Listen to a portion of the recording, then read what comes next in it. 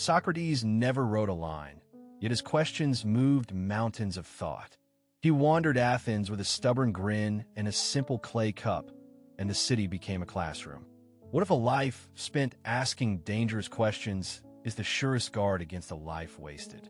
In context, imagine a city built from marble and rhetoric, where power pretends to know everything and almost nobody stops to ask what knowing really means. Socrates walked through that world with a blade of curiosity, not to wound, but to expose what we take for granted.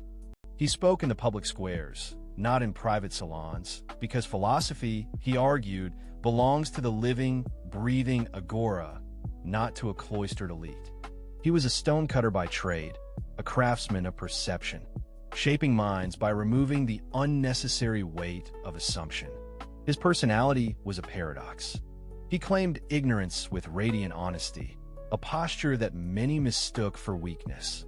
He called himself a gadfly, not a conqueror.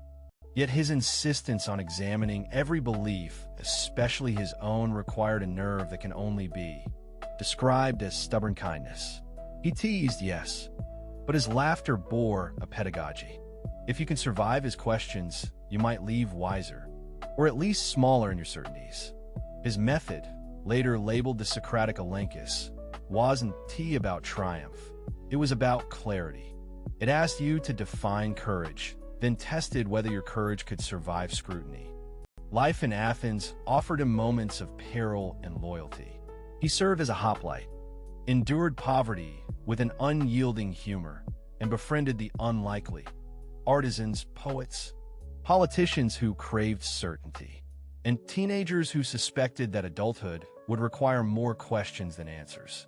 He did not pretend to be virtuous and wise as a boast. He showed up as a neighbor, a provocateur.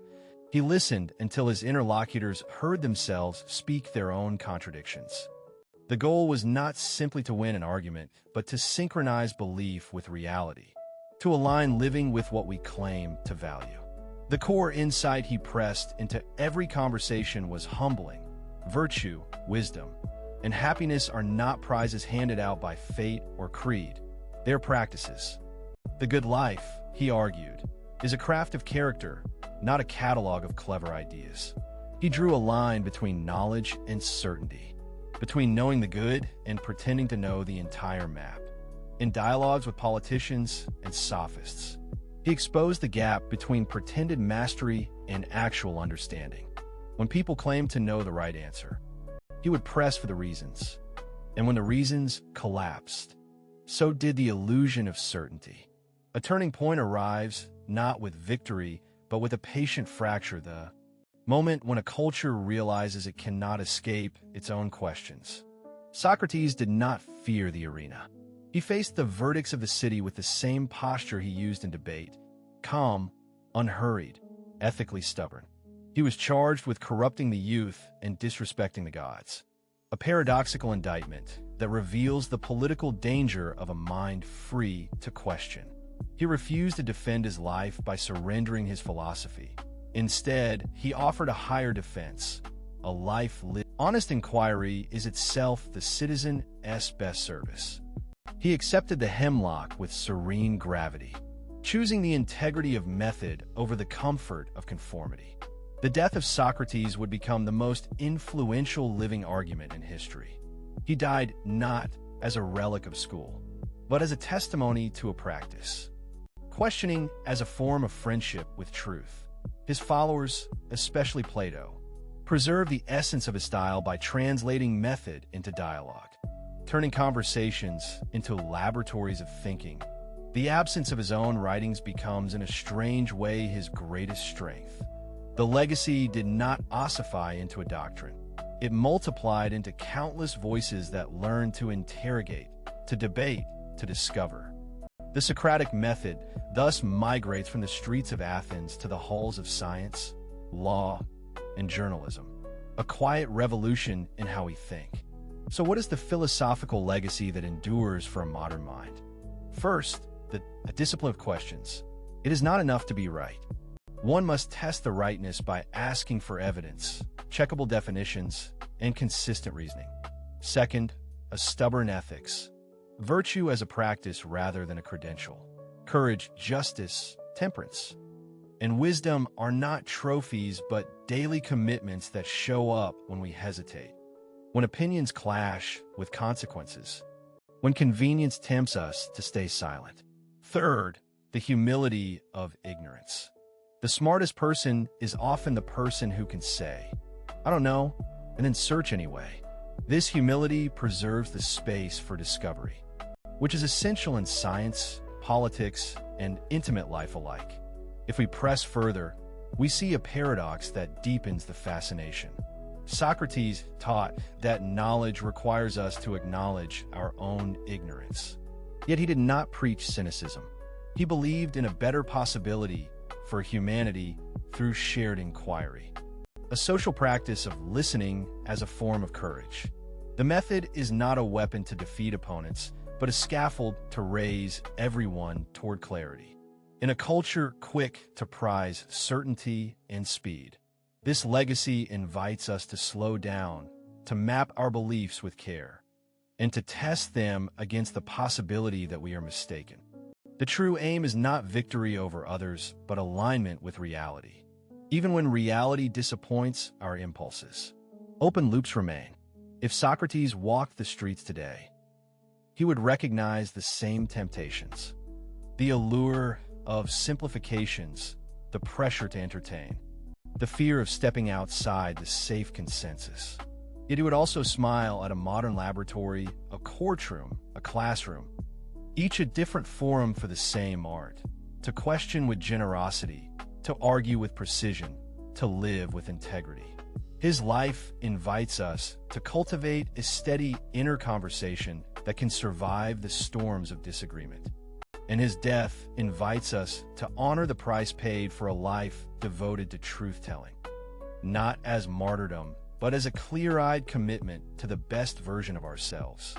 So, where does that leave us? Socrates did not leave a blueprint. He left a practice. He did not promise certainty. He offered a method. He did not guarantee comfort. He offered a path toward character. If you take one idea from this, let be this. The act of questioning is not a sign of weakness, but a form of responsibility. The life that questions is a life that remains awake to possibility, to error, to growth. And the legacy shared across centuries is not a doctrine, but a discipline we can choose to rehearse in our own days, in our kitchens and boardrooms, in our friendships and disagreements. Open a conversation with your own beliefs today. Start with a modest claim, define it clearly, and ask for its grounds. Listen to the discomfort that follows, and let it move you toward a more careful understanding. If you do this, you honor the strange, stubborn, hopeful genius of Socrates, a man who turned questions into a way of living, so that the city and the self could be reborn through reason. To practice this in our own days, imagine a mentor who never claims final authority, but always asks the next question you fear to name. Start with a claim about success, define success, then press for its grounds.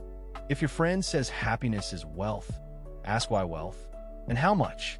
Then listen for the ache behind the answer, the fear that nothing truly lasts, the longing for meaning beyond numbers. This is the Socratic gift, turning certainty into curiosity, fear into inquiry, isolation into conversation. But the method is not cruelty, it is a care practice. Socrates treated the other as co-creator of truth, not as an obstacle to overcome. He believed that through dialogue we nudge each other toward a sharper image of reality. Like refining a statue from rough rock, we translate that into classrooms that reward questions over quick opinions, courtrooms that demand evidence over bravado, laboratories that publish failures as clearly as successes. Yet there is a warning. A mind that questions without compassion can become corrosive. A skeptic who tears down without offering scaffold. Socrates refused that trap. He argued that the goal of inquiry is not to dismantle others, but to illuminate together. The humility to admit ignorance must be paired with the courage to pursue better answers. And that is where the legacy lives on in you. So let this be a daily practice. A moment of quiet before judgment. A question that unsettles your certainty. A conversation that leaves both sides more honest. If you let this vision seep into your routines, Socrates will not be a name in a dusty museum, but a living method you carry into your kitchen table, your workplace, your precincts of power. These ideas don't demand you abandon belief. They invite you to sharpen it, to test it against what matters: integrity, consequence, and the kind of courage that keeps listening even when you disagree. And if a single question can recalibrate a life, imagine what thousands of questions